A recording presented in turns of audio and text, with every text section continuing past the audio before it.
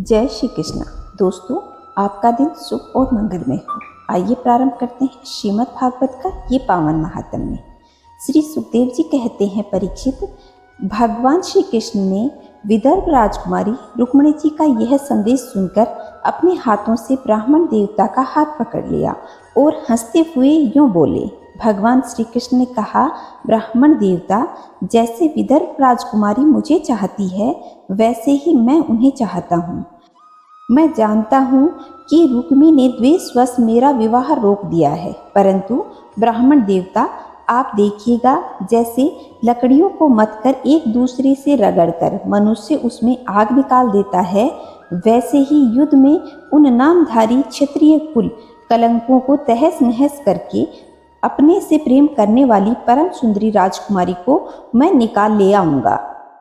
श्री सुखदेव जी कहते हैं, परीक्षित, मधुसूदन श्री कृष्ण ने यह जानकर कि रुक्मिणी के विवाह की लगन परसों रात्रि में ही है, सारथी को आज्ञा दी कि दारुक तनिक भी विलंब न करके रथ जोत ले आओ। दारुक भगवान के रथ में शैव्य, सुग्रीव, मेघ पुष्प और बालहक नाम के 4 घोड़े जोतकर उसे ले आया और हाथ जोड़कर भगवान के सामने खड़ा हो गया। सूर्यनंदन श्री कृष्ण ब्राह्मण देवता को पहले ही रथ में चढ़ाकर फिर आप सवार हुए और उन शीघ्रगामी घोड़ों के द्वारा एक ही रात में अनार्त देश विदर्भ में जा पहुंचे। महाराज भीष्मक अपने बड़े लड़के रुक्मी के स्नेहवश अपनी कन्या शिशुपाल को देने के लिए विवाह उत्सव की तैयारी कर रहे थे। नगर के राजपथ, चौराहे तथा गलियों को झाड़ बुहार दिए और उन पर रंग बिरंगी छोटी बड़ी झंडियां और पताके लगा दी।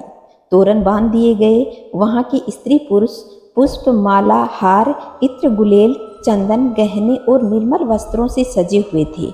वहां के सुंदर सुंदर घरों से अगर के धूप की सुगंध फैल रही थी। परीक्षित, राजा भीष्मक ने पितर तथा देवताओं का विधि पूर्वक पूजन करके ब्राह्मणों को भोजन करवाया और नियम पूर्वक स्वस्ति वाचन भी किया।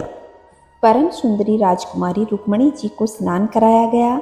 उनके हाथों में मंगलसूत्र, कंकण पहनाए गए और कोहबर बनाया गया। 2 नए नए वस्त्र उन्हें पहनाए गए। वे उत्तम उत्तम आभूषणों से विभूषित की गई। उन्हें श्रेष्ठ ब्राह्मणों के शाम, ऋक और यजुर्वेद के मंत्रों से उनकी रक्षा की गई और अथर्ववेद के विद्वान पुरोहित ने ग्रह शांति के लिए हवन किया।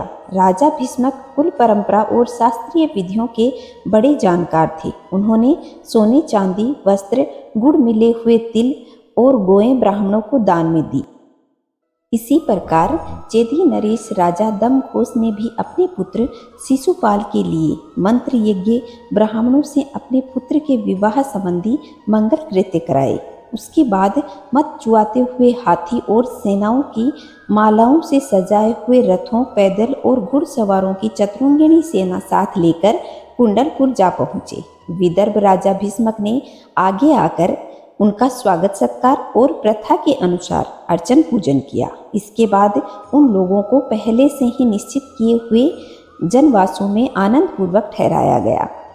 उस बारात में साल्व, जरासंध, दंतवक्र, विदुरथ और पौंड्रिक आदि शिशुपाल के सहस्रों मित्र नरपति आए हुए थे। वे सब राजा श्री कृष्ण और बलराम जी के विरोधी थे और राजकुमारी रुक्मिणी शिशुपाल को ही मिले इस विचार से आए थे। उन्होंने अपने अपने मन में यह पहले से ही निश्चय कर रखा था कि यदि श्री कृष्ण और बलराम आदि यदुवंशियों के साथ आकर कन्या हरने की चेष्टा भी करेंगे तो हम सब मिलकर उन्हें मार डालेंगे। यही कारण था कि उन राजाओं ने अपनी अपनी पूरी सेना, रथ, घोड़े, हाथी आदि अपने साथ ले लिए। विपक्षी राजाओं की इस प्रकार तैयारी का पता बलराम जी को लग गया। तब उन्होंने यह सुना कि भैया श्री कृष्ण अकेले ही राजकुमारी हरण के लिए चले गए हैं। तब उन्हें वहां लड़ाई झगड़े की बड़ी आशंका हुई।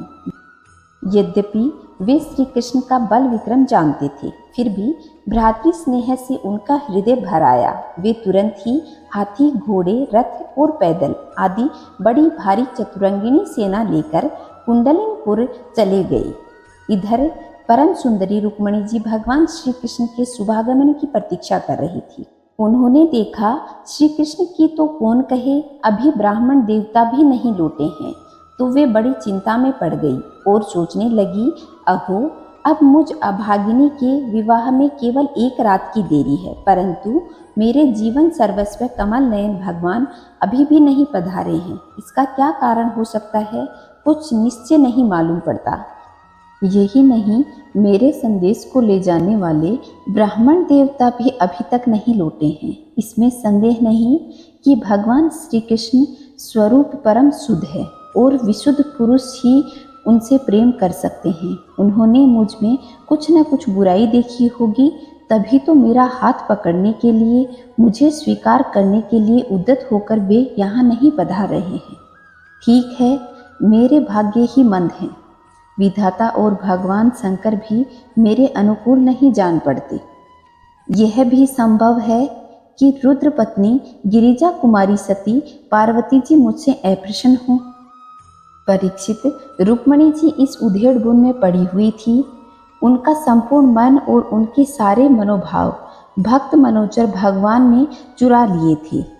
उन्होंने उन्हें को सोचते सोचते अभी समय है ऐसा समझकर अपने आंसू भरे हुए नेत्रों को बंद कर लिया। परीक्षित, इस प्रकार रुक्मिणी जी भगवान श्री कृष्ण के सुवागमन की प्रतीक्षा कर रही थी। उसी समय उनकी बाईं जंघा बुझा और नेत्र फड़कने लगे, जो प्रियतम के आगमन का प्रिय संवाद सूचित कर रहे थे। इतने में ही भगवान श्री कृष्ण के भेजे हुए वे ब्राह्मण देवता आ गए। उन्होंने अंतःपुर में राजकुमारी रुक्मिणी को इस प्रकार देखा मानो कोई ध्यान मग्न देवी हो। सती रुक्मिणी जी ने देखा कि ब्राह्मण देवता का मुख प्रफुल्लित है, उनके मन और चेहरे पर किसी प्रकार की घबराहट नहीं है। वे उन्हें देखकर लक्षणों से ही समझ गई कि भगवान श्री कृष्ण आ गए। फिर प्रसन्नता से खिलकर उन्होंने ब्राह्मण देवता से पूछा। तब ब्राह्मण देवता ने निवेदन किया कि भगवान श्री कृष्ण यहाँ पधार गए हैं और उनकी भूरी भूरी प्रशंसा की। यह भी बतलाया कि राजकुमारी आपको ले जाने के लिए उन्होंने सत्य प्रतिज्ञा की है। भगवान के शुभागमन का समाचार सुनकर रुक्मिणी जी का हृदय आनंद से भर गया। उन्होंने इसके बदले में ब्राह्मण के लिए भगवान के अतिरिक्त और कुछ भी प्रिय न देखकर केवल नमस्कार कर दिया, अर्थात जगत की समग्र लक्ष्मी ब्राह्मण देवता को सौंप दी। राजा भीष्मक ने सुना कि भगवान श्री कृष्ण और बलराम जी मेरी कन्या का विवाह देखने के लिए उत्सुकतावश यहाँ पधारे हैं। तब तुरही, भेरी आदि बाजे गाजे के साथ पूजा की सामग्री लेकर उन्होंने उनकी आगमनी की और मधुपर्क, निर्मल वस्त्र तथा उत्तम उत्तम भेंट देकर विधि पूर्वक उनकी पूजा की। भीष्मक भी बड़े बुद्धिमान थे। भगवान के प्रति उनकी बड़ी भक्ति थी। उन्होंने भगवान को सेना और साथियों सहित समस्त सामग्रियों से युक्त निवास स्थान में ठहराया और उनका यथावत आतिथ्य सत्कार किया। विदर्भ राज भीष्मक जी ने यहाँ निमंत्रण के लिए राजा आए थे। उन्होंने उनके पराक्रम, अवस्था, बल और धन के अनुसार सारी इच्छित वस्तु देकर सबका खूब सत्कार किया। विदर्भ देश के नागरिकों ने जब सुना कि भगवान श्री कृष्ण यहाँ पधारे हैं, तब वे लोग भगवान के निवास स्थान पर आए और अपने नैनों की अंजलि से भर भर कर उनके वंदनवार की मधुर मकरंद की रस पान किया। वे आपस में इस प्रकार बातचीत करते थे कि रुक्मिणी जी इन्हीं की अर्धांगिनी होने योग्य है और ये परम पवित्र श्याम सुंदर हैं, जो रुक्मिणी जी के पति होने के योग्य हैं। दूसरी कोई इनकी पत्नी होने की योग्य नहीं है। यदि हमसे अपने पूर्व जन्म या इस जन्म में कुछ भी सत्कर्म किया हो तो त्रिलोक विधाता भगवान हम पर प्रसन्न हो और ऐसी कृपा करें कि श्याम सुंदर श्री कृष्ण ही विदर्भ राजकुमारी रुक्मिणी जी का पाणी ग्रहण करें। परीक्षित, जिस समय प्रेम परवश होकर पूर्ववासी लोग परस्पर इस प्रकार बातचीत कर रहे थे, उसी समय रुक्मिणी जी अंतःपुर से निकलकर देवी जी के मंदिर के लिए चली गई। बहुत से सैनिक उनकी रक्षा में नियुक्त थे। वे प्रेम मूर्ति श्री कृष्ण भगवान के चरण कमलों का चिंतन करती हुई भगवती भवानी के पाद पल्लव का दर्शन करने के लिए पैदल ही चली गई। वे स्वयं मौन थी और माताएं तथा सखी सहेली सब ओर से उन्हें घेरे हुए थी। शूरवीर राज सैनिक हाथ में अस्त्र शस्त्र उठाए कवच पहने हुए उनकी रक्षा कर रहे थे। उस समय मृदंग, शंख, ढोल, तुरही और भेरी आदि बाजे बज रहे थे। बहुत सी ब्राह्मण पत्नियां पुष्पमाला, चंदन आदि सुगंधित द्रव्य और गहने कपड़े से सज धजकर साथ साथ चल रही थी। अनेकों प्रकार के उपहार तथा पूजन आदि की सामग्री लेकर सहस्त्रों श्रेष्ठ वीरांगनाएं भी उनके साथ थीं। गवैया गाते जा रहे थे, बाजे वाले बाजे बजाते चल रहे थे और सूत, मागध तथा वंदीजन दुल्हन के चारों ओर जय जयकार करते हुए विरध बखान किए जा रहे थे। देवी जी के मंदिर पहुंचकर रुक्मिणी जी ने अपने कमल के सदृश सुकोमल हाथ पैर धोए आचमन किया। इसके बाद बाहर भीतर से पवित्र और शांत भाव से युक्त होकर अंबिका देवी के मंदिर में प्रवेश किया। बहुत से विधि विधान जानने वाली बड़ी बूढ़ी ब्राह्मणियां उनके साथ थीं। उन्होंने भगवान शंकर की अर्धांगिनी भवानी को और भगवान शंकर को भी रुक्मिणी जी ने प्रणाम किया। रुक्मिणी जी ने भगवती से प्रार्थना की, अंबिका माता, आपकी गोद में बैठे हुए आपके प्रिय पुत्र गणेश जी को तथा आपको मैं बार बार नमस्कार करती हूँ। आप ऐसा आशीर्वाद दीजिए कि मेरी अभिलाषा पूर्ण हो। भगवान श्री कृष्ण ही मेरे पति हों। इसके बाद रुक्मिणी जी ने जल, गंध, अक्षत, धूप, वस्त्र, पुष्पमाला, हार, आभूषण, अनेकों प्रकार के नैवेद्य, भेंट तथा आरती आदि सामग्री से अंबिका देवी की पूजा की। तदंतर उक्त सामग्रियों से तथा नमक, पुआ, पान, कंठसूत्र, फल और ईख सुहागिन ब्राह्मणियों की भी पूजा की। तब ब्राह्मणियों ने उन्हें प्रसाद देकर आशीर्वाद दिए और दुल्हन के ब्राह्मणियों ने और माता अंबिका को नमस्कार करके प्रसाद ग्रहण किया। पूजा अर्चन की विधि समाप्त हो जाने पर उन्होंने मौन व्रत तोड़ दिया और अपनी एक सहेली का हाथ पकड़कर वे गिरिजा मंदिर से बाहर निकल पड़ी। परीक्षित, रुक्मिणी जी भगवान की माया के समान ही बड़े बड़े धीर वीर को भी मोहित कर लेने वाली थी। उनका कटी भाग बहुत ही सुंदर और पतला था। मुखमंडल कुंडलों की शोभा से जगमगा रहा था।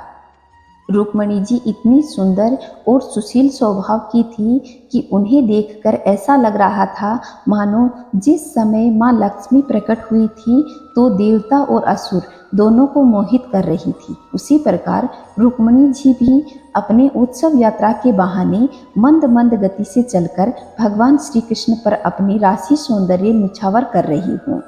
उन्हें देखकर और उनकी खुली हुई मुस्कान तथा लजीली चितवन पर अपना चित लुटाकर वे बड़े बड़े नरपति एवं वीर इतने मोहित और बेहोश हो गए कि वे अपने हाथों से अस्त्र शस्त्र गिराकर अपने रथ पर हाथी घोड़े से नीचे उतरकर धरती पर आ गए। इस प्रकार रुक्मिणी जी भगवान श्री कृष्ण के शुभागमन की प्रतीक्षा करती हुई अपने कमल की कली के समान सुंदर सुकुमार चरणों को बहुत ही धीरे धीरे आगे बढ़ा रही थी।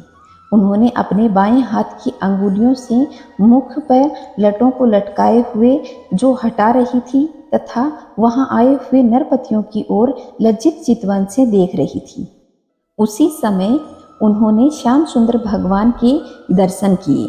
राजकुमारी रुक्मिणी जी रथ पर चढ़ना ही चाहती थी कि भगवान श्री कृष्ण ने समस्त शत्रुओं के देखते ही देखते उनकी भीड़ में से रुक्मिणी जी को उठा लिया और उन सैकड़ों सैनिकों के और राजाओं के सिर पर पांव रखते हुए अपने उस रथ पर बिठा लिया जिसकी ध्वजा पर गरुड़ का चिन्ह लगा हुआ था। इसके बाद जैसे सिंह सियारों के बीच से अपना भाग ले जाए वैसे ही रुक्मिणी जी को लेकर भगवान श्री कृष्ण और बलराम जी तथा यदुवंशियों के साथ वहां से चल पड़े।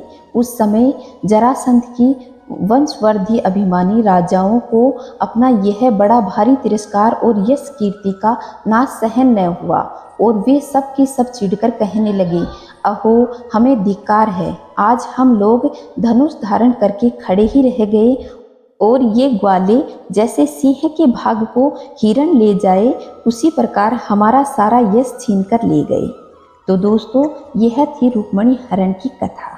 अगर आप लोगों को पसंद आई हो तो वीडियो को लाइक करें, शेयर करें और चैनल पे पहली बार आए हैं तो चैनल को सब्सक्राइब करके पास के बेल आइकन को दबाएं। खुश रहें, मस्त रहें, चारों तरफ स्वच्छता बनाए रखें। जय श्री नारायण दोस्तों।